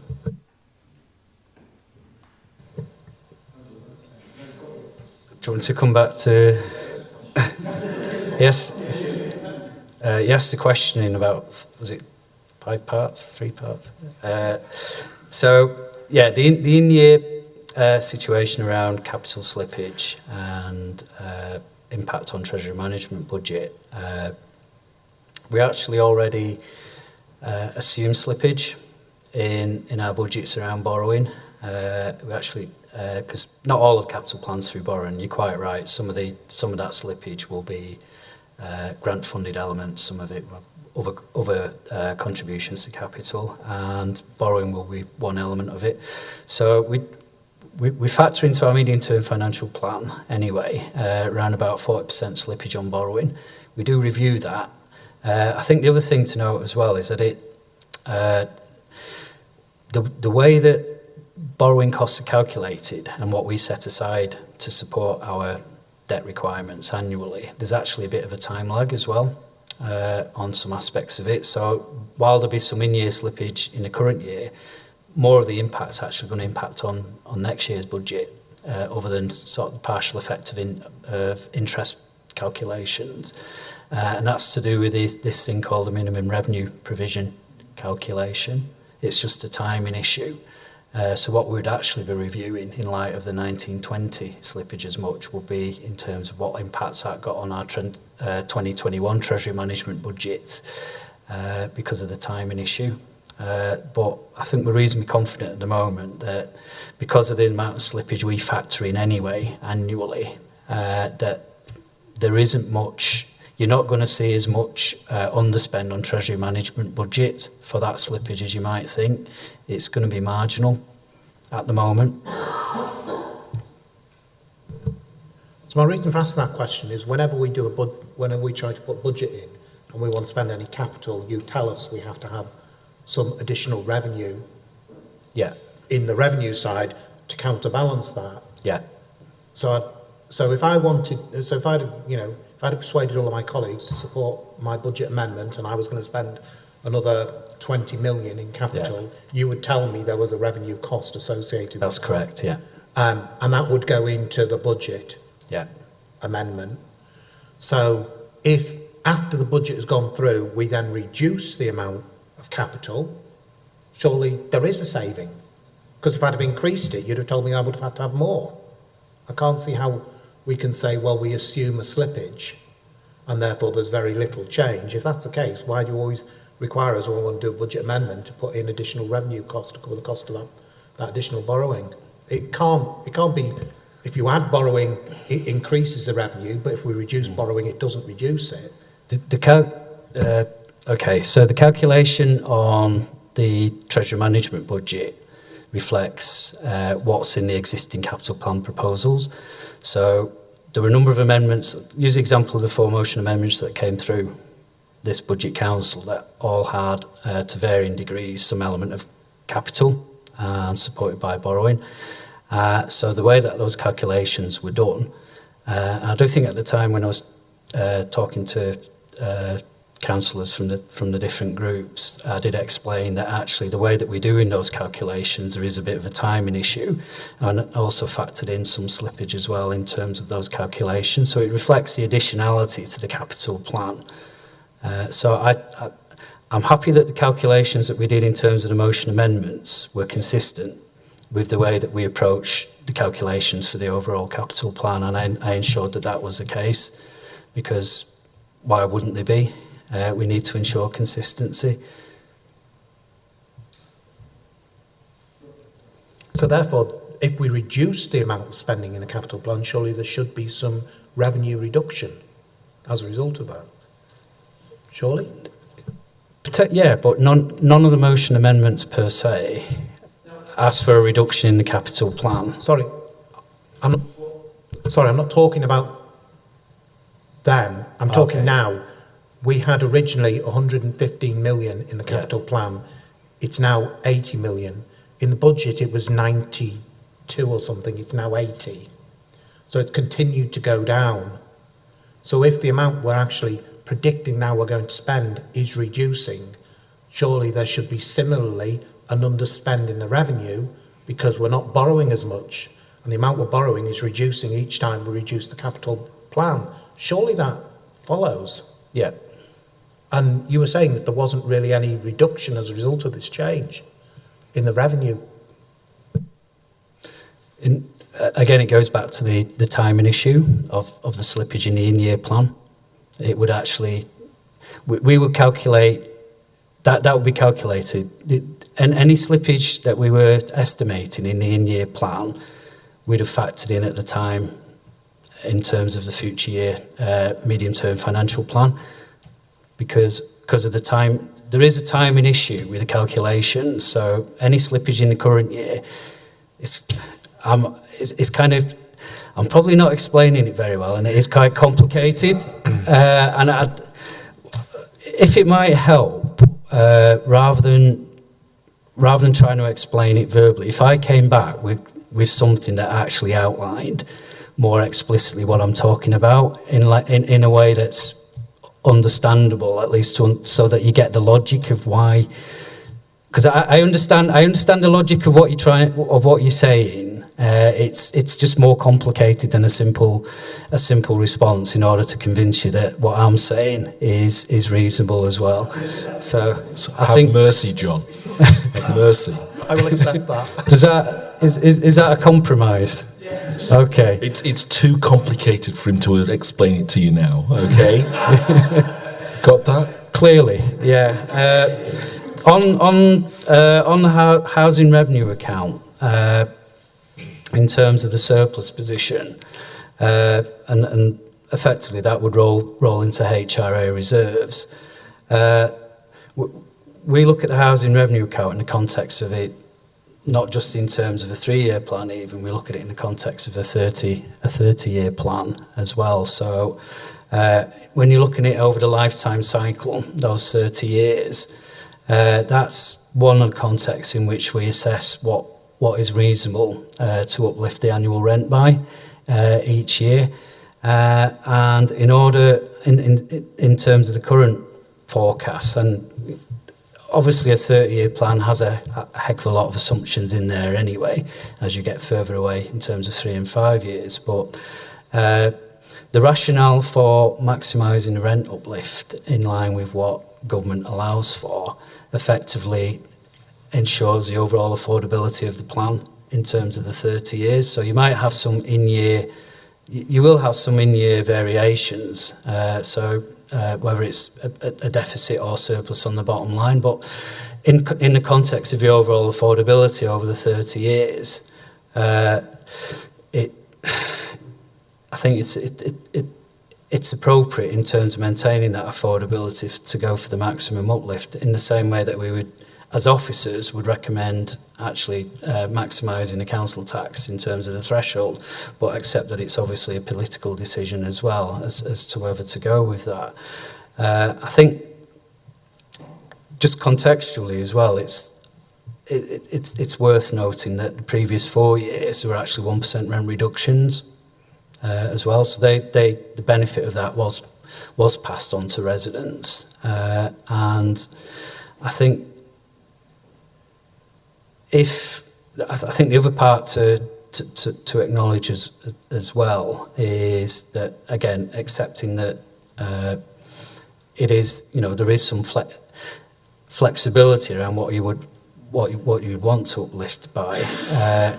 Government was quite explicit in terms of its national policy intent on the back of things like Grenfell, etc., and serious concerns around issues around compliance, health and safety, fire safety, around not just council provision for housing, but also around housing associations as well, that they were quite explicit in terms of amending their or reverting from the previous 4 years of 1% rent reductions around allowing for CPI plus 1% over the next, I think it's 4 years, or it could be up to 5 years as an explicit policy intent as well, to enable, I think, more wiggle room for councils and housing associations to increase their rent income stream to actually reinvest in those areas that they need to be more compliant with post-Grenfell, and certainly in terms of subsequent tightening of regulations, housing regulations, and things like the implementation of the rent standard. So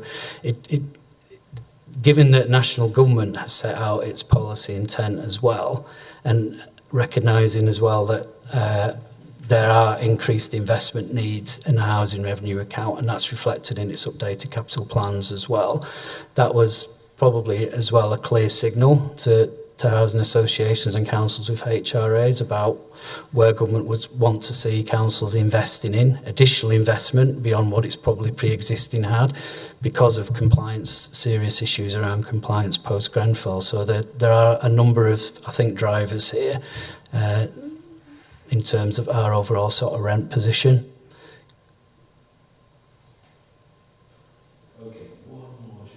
Okay. I understand. I hear what you're saying. I understand what you're saying. It is a 30-year. You look over 30 years. That means we have the opportunity to wriggle and flex.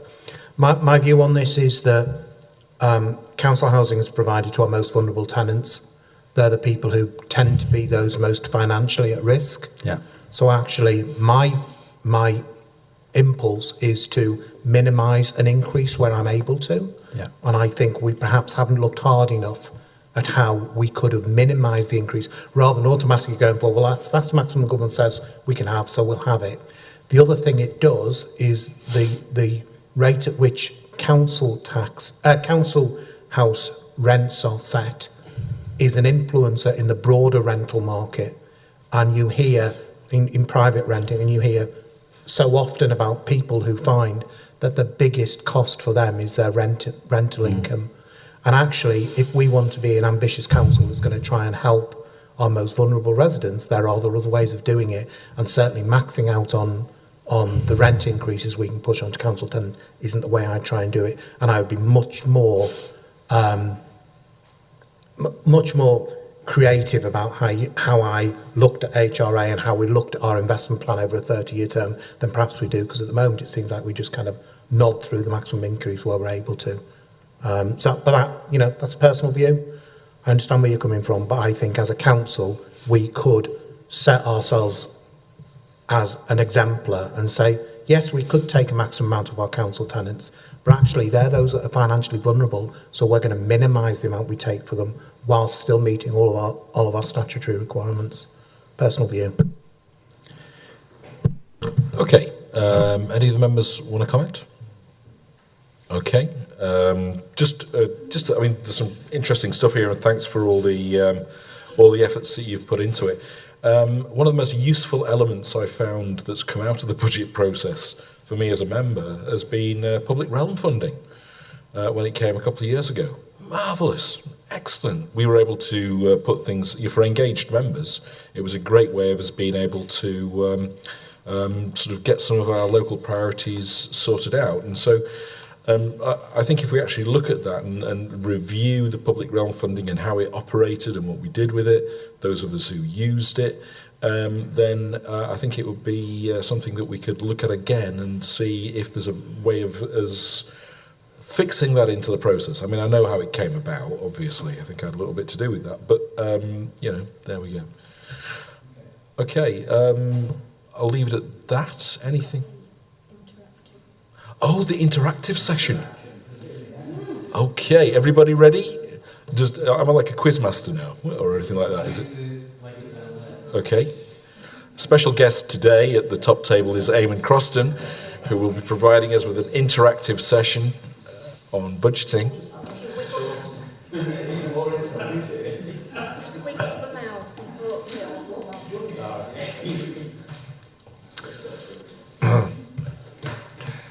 Multiple choice, is it? Or-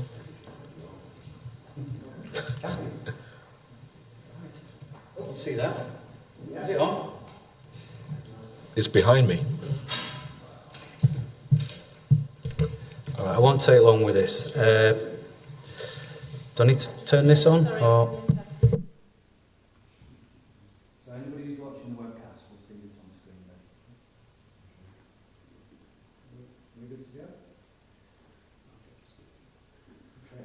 So, as I said earlier, this is an index that the Chartered Institute of Public Finance and Accountancy pulled together, and it went public just before Christmas. And what they basically do is pull together a number of national financial returns that councils statutorily have to provide to government. And then what CIPFA have done is pick out some of the key financial figures and come together with a set of what's termed relative indicators of resilience. Some of these are quite subjective because if you get enough people in a room, you could come up with a different basket or suite of indicators. So I kind of caveat this a bit. The other comment as well that I'd make is that I think when CIPFA first announced that they were going to do this some 2 years ago, when financial challenges, financial stress, Northamptonshire County Council, etc., was in the national press. I think it's safe to say that a number of councils, and particular directors of finance, but not just directors of finance, chief execs and some leaders were quite nervous about this in terms of how it might be interpreted. So personally, I think it's useful to have something like this. It provides some contextual information.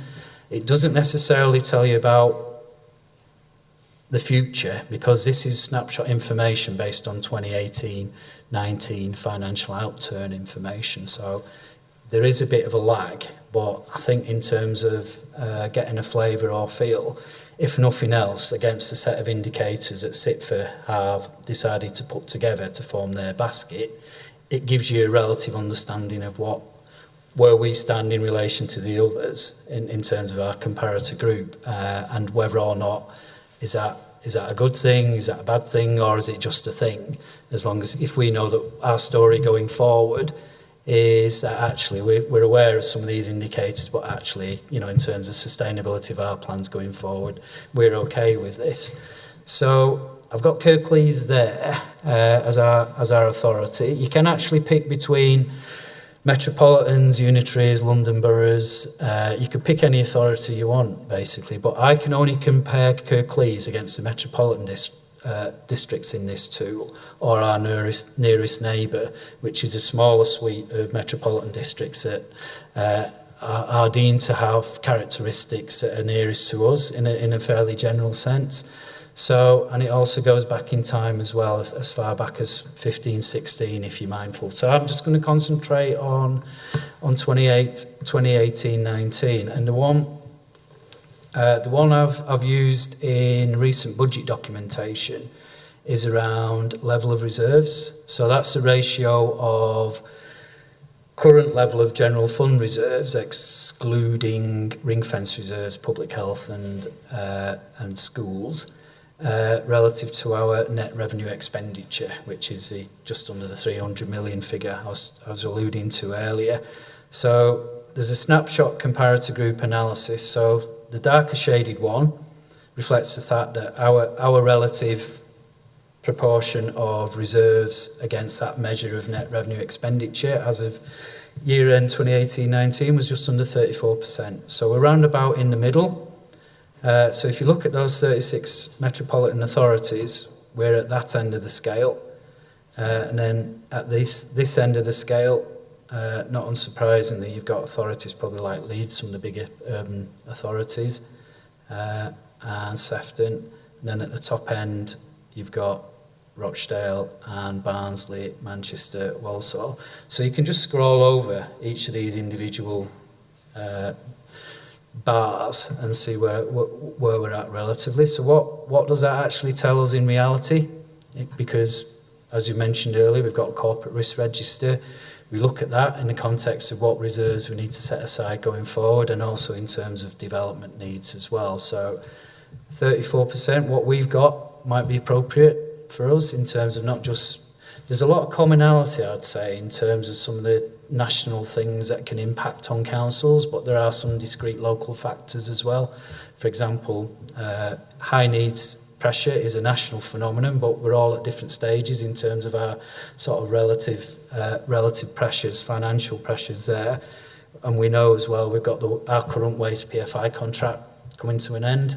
So we've locally planned for setting aside some reserves to help with that smoothing from the existing contract to the new. And not every authority will be in a similar position, but other authorities might have discrete things that they're setting aside earmarked reserves for specific developments. And as we said previously, and is factored into our medium-term financial plan, we've got a significant set aside for what we call financial resilience reserves, which is the 37 million. So we're more or less bang in the middle. So whether you think that's telling us anything new or whether it gives us any relative comfort that we're in the middle of the pack, I suppose if we were erring towards this end, then we might have more probably narrative or consideration in terms of what the implications of that for our resilience or sustainability going forward. Or equally, there might be a story to tell for those authorities that have a relatively lower share. So it just reflects our relative standing, but what we haven't got is obviously the local context of individual councils, and similarly at the top end as well. There's always that dilemma, is it what's an appropriate amount? And it's a judgment call. We operate within a SITFA framework in terms of what's an appropriate level of reserves. It's not prescriptive. I know Charity Commission, for example, recommends percentage 6 months worth of your annual revenue expenditure. Again, it's a guideline. We haven't got that for local authorities. It is a judgment call. But I suppose the fact that there is a kind of a cluster, it's not amongst a number of authorities, may suggest that actually in the round, it's not inappropriate. When you look at the scale of the biggest to the biggest percentage to the lowest percentage, but in terms of the middle, is it appropriate to be in the middle? Does that give us some relative comfort? I know I've said in the past it probably does. If we were right at one extreme, we'll probably be challenged more in terms of the requirement to hold that level of reserves. And from a resident's perspective, what is an appropriate level of reserves as opposed to releasing that to support delivery of services? That's the one that I use most because I think it's immediately probably the most relevant to us in terms of any real sort of sense of what our financial position is, because when you look at Northampton County Council's position, you might have had a load of relative indicators, but at the end of the day, they ran out of money, they ran out of reserves. You can look at the other indicators to give you some context of whether or not we're more or less vulnerable. There are other indicators in here, so just sort of the change in reserves one, that just shows that's a bit of a kind of snapshot in, this mouse is a bit finicky. So if we looked at that one, that gives you a bit of a trend analysis in terms of our relative change in reserves over between 18-19 and 17-18.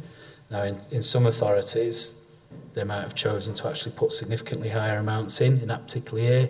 In other authorities, they might have drawn significantly more down. And again, you can just about see, I think we're around about there.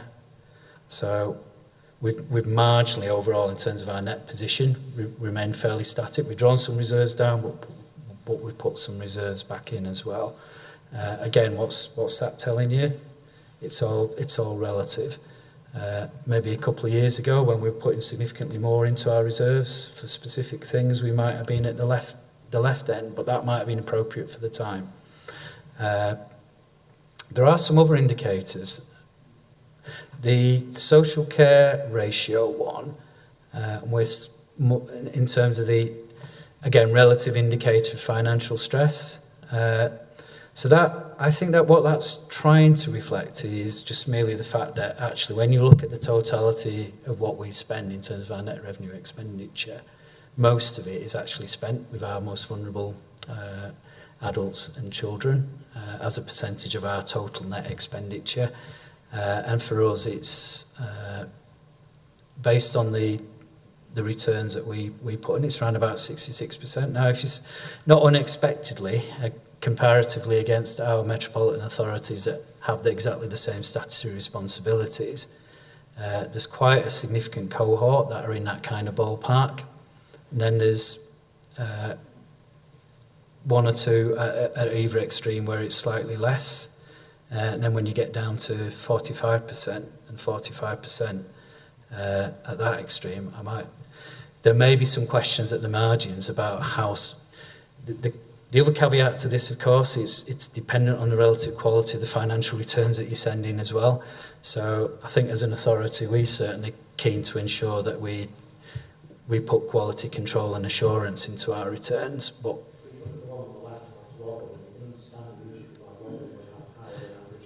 in terms of the level of investment and where they've been, yeah.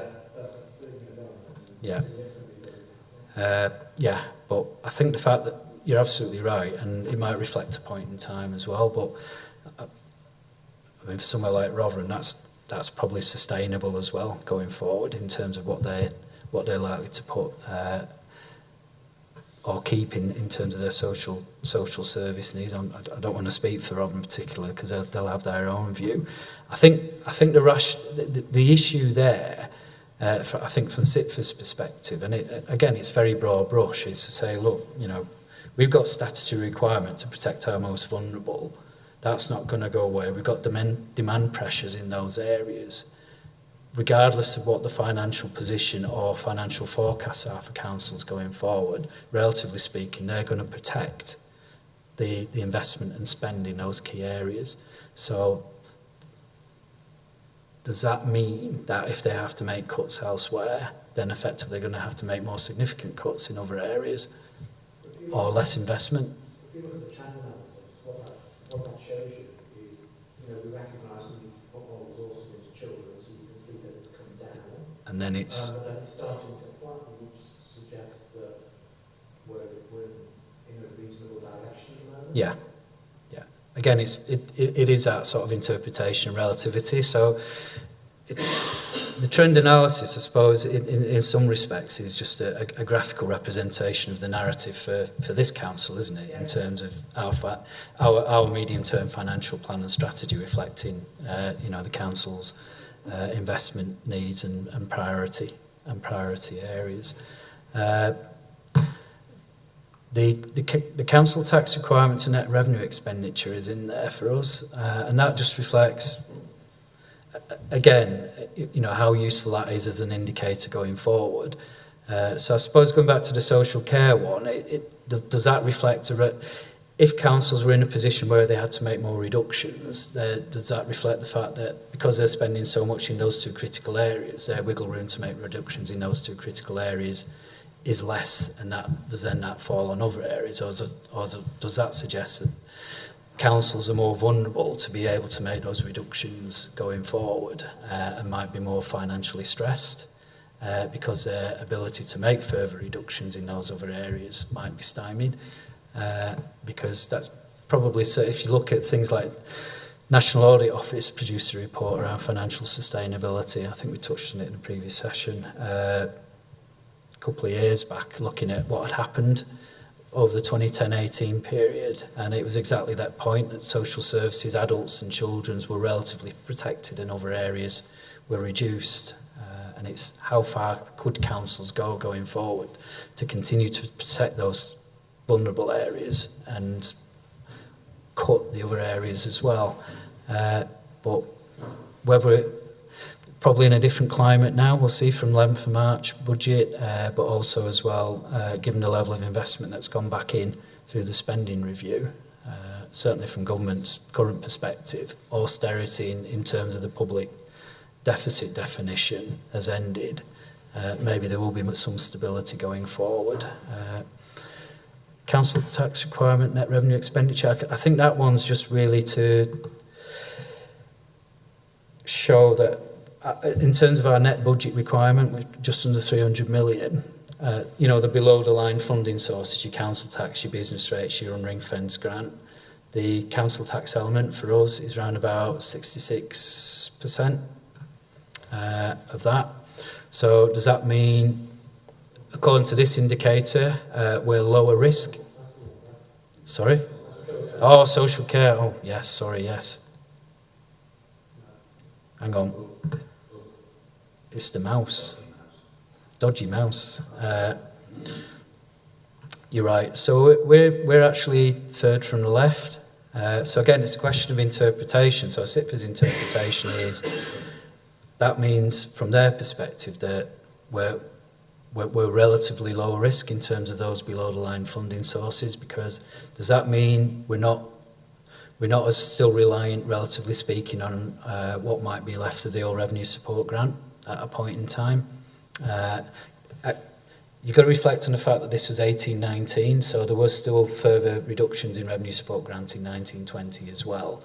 But the fact that we're, relatively speaking, we're more reliant on council tax, does that mean that that's a more stable and secure income stream going forward relative to other funding streams below the line that other councils might be slightly more dependent on, that might be more vulnerable going forward, might be one way of interpreting it.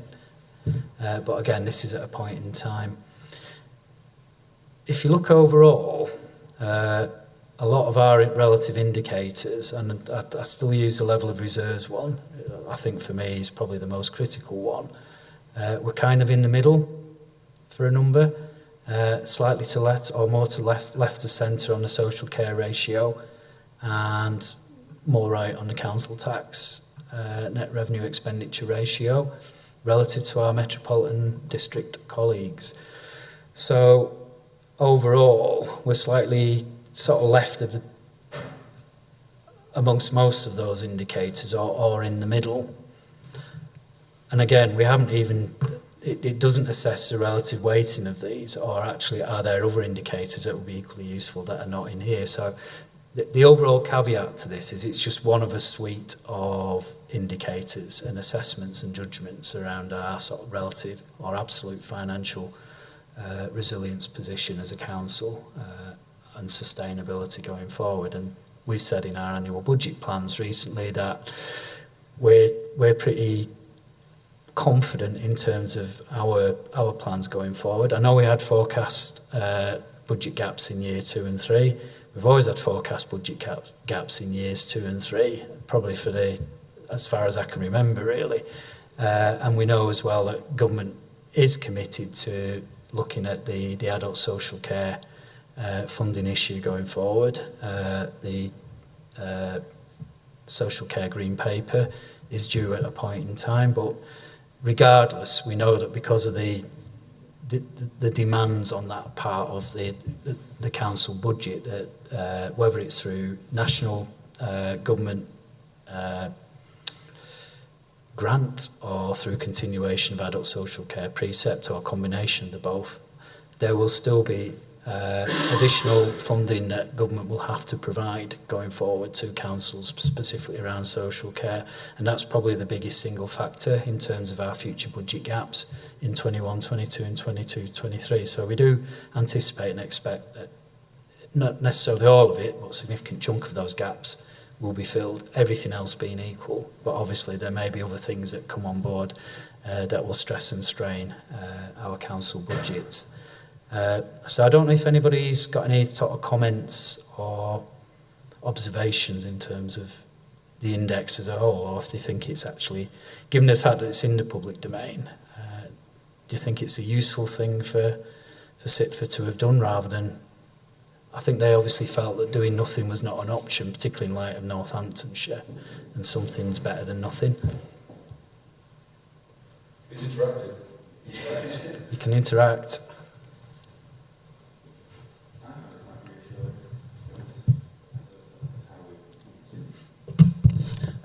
I find it quite reassuring in terms of how we come out of it, that we're in the middle for not just overall, but on most of the constituent parts, and the fact that we're a higher risk on the social care ratio one doesn't give me any worry at all, because I expect us to be one of those councils that spends more as a collective on its children, adults, social services, so that doesn't worry me particularly. And then when you look how other councils do, even though we're at the higher end, we're not that far off how others are doing as well. So I find it quite reassuring. I do think it is.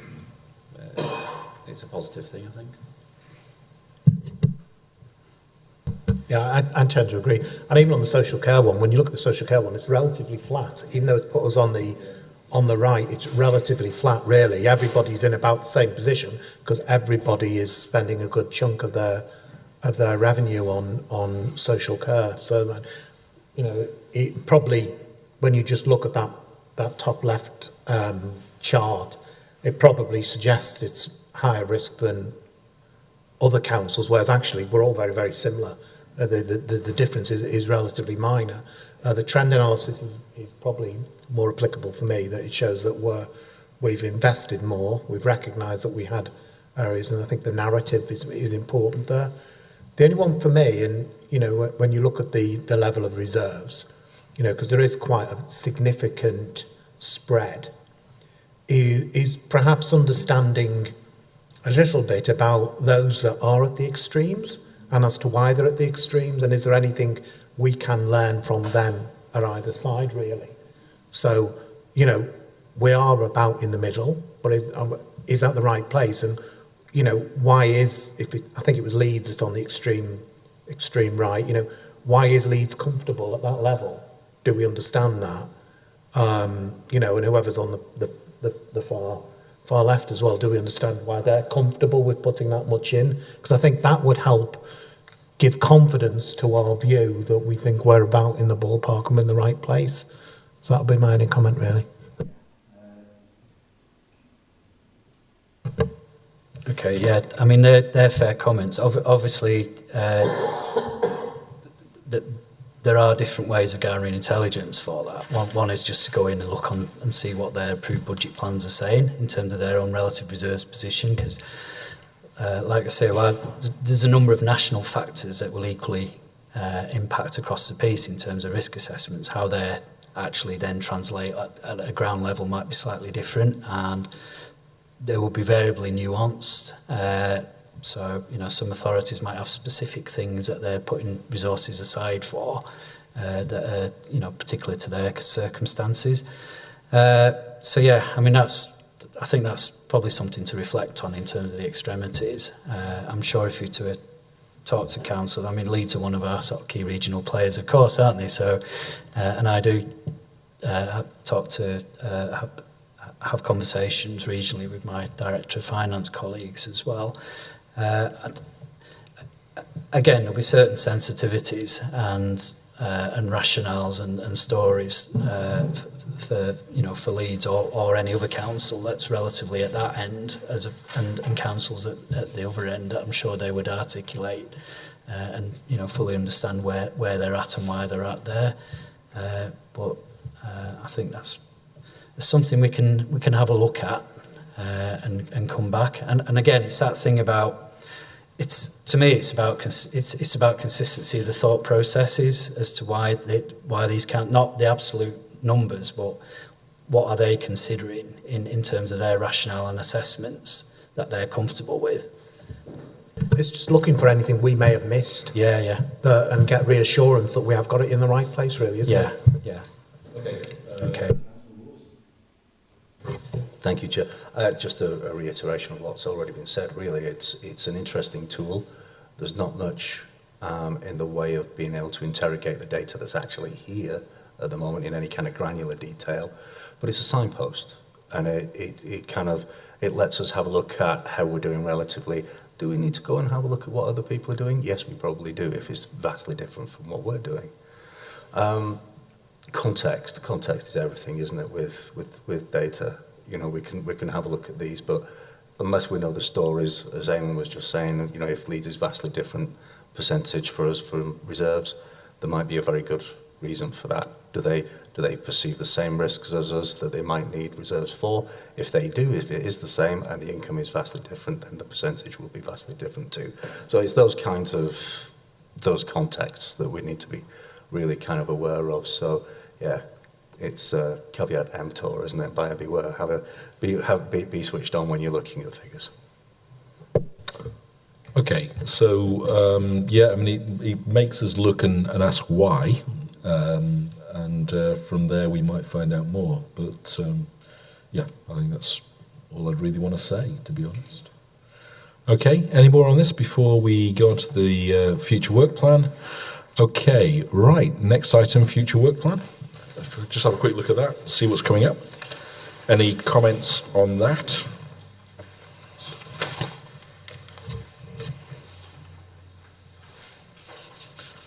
I've given members that would like to have a look through and get in touch with me with any comments. Okay. You've also been passed on by Sheila a diagram on reviewing the panel's work programme. And if you can have a look at that and refer to that when you're looking through the work programme to see what you want to take forward, what you don't want to take forward, and how you might want to take it forward, that would be good. Let me know if there's anything you want to add or you think we've completed. And we've also talked today about the possibility of looking at this work on exit interviews and seeing how that might inform what we're doing going forward. Okay. And also, we've got an informal session on the 12th of March in relation to the communication strategy and the technological strategy. So, come informal to that meeting. You're looking, to be fair, most of you are looking fairly informal at the moment, apart from Councillor Akhtar. So, okay, it's a sort of Jeans Day or whatever, but just turn up. Okay, anything more before we close the meeting? No? Right, all done.